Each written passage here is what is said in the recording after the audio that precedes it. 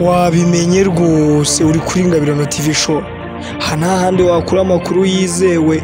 Kora subscribe ese waba ukeneye ko tukwamamariza tukagukorera ibintu bitandukanye ukamenyekana na business yawe kunguka.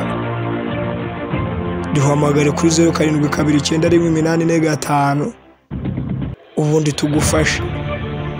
Tugarutse muri ya misi ka kabando murambacira nkakabika kure kurusha uko nakabika hafi kagahora n'umugese kagakereba nkabikaho umusaza utapfa kugera naho umusore atagira n'umwana kugira ngo ejo tuzabere abandi urugero. Twubaka igihugu twifuza, twubaka isi itekanye, twubaka isi ifite umutekano kurusha uko twakunda uko twiyitaho kurusha uko twakunda igihugu. Uyu munsi turibanda ku bintu bitugoye, ibintu bigoye isi. Ese mwe mubona ari ibihe? Uyu mujyi turi kugenda harimo abantu bakasiriwe, harimo n'abahiriwe n'ubuzima. Aya mazu yose mubona hari ba nyirayo, hakabaho n'ubuzima bwa nyirabo. Uko ubyuka mu gitondo ukajya gutega imodoka kuri kaburimbo, hari n'ababyuka mu gitondo bagafata barabasi, bagafata ramozini, bagafata ivatire, bagafata n'ibindi bitandukanye bajya ku kazi. Uwo gafata isuku kajya guhinga. Ibyo byose siko twese twisanze. Ubundi umuntu ni muntu ki? Umuntu akorerwa iki kugira abeho?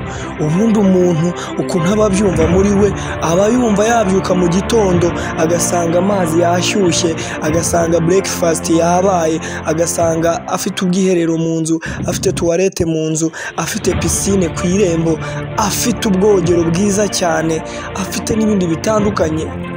Ibyo byose babikorera imfungwa ya gereza yonyine niyo babasha gukorera ibyo bintu. Iyo nayo nubwo bayikorera kuko bayikorera ibintu bikenewe mu buzima, bitari ubuzima buhenze, kuko bayigaburira nta kintu ikorera mu kayicaye. Nakubwiye ngo naje nje kuguha ibyegeranyo, amakuru yizewe. Ese hari inyunganizi waba ufite? Ese hari inkuru waba ufite ikuremerere? Hamagara nimero ya 07298185 ubundi tuba tugutarira amakuru y'uruhere murafite ubutabire butandukanye n'ubwo wabonye ku zindi nkuru. Tuvuga amakuru ya mbere, dukora ibyegeranyo bya mbere byizewe mu gihugu, tukabaha inama zuje impanuro, tubaha ibintu byiza cyane. Icyo usabwa nta kindi, kujya ubona ibikorwa byacu, kora subscribe, like, comment n'ibindi bitandukanye, ubundi tuguha amakuru meza cyane. Ibi byose mubona si uko mubibona abantu bose, nk'uko mubibona nta rukundo rukiturimo.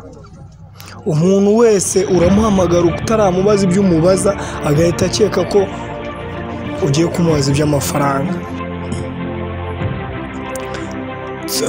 Mureke mbanze mwe ku mazi ubundi nze mbaha amakuru yizewe ameze neza cyane.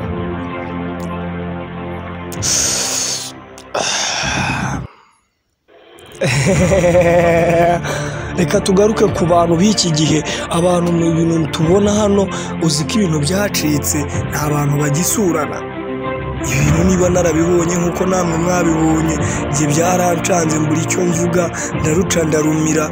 Umuntu uramusura, uramuhamagara kuri telefone, ntiwansuye, agatangira uramenye uzaza n'ibigutunga. Ibyo ntibyaho. Kujya gusura umuntu akakubwira ntibanzuza n'ibigutunga, ibyo bintu mu muco wa Kinyarwanda naho byigeze biba.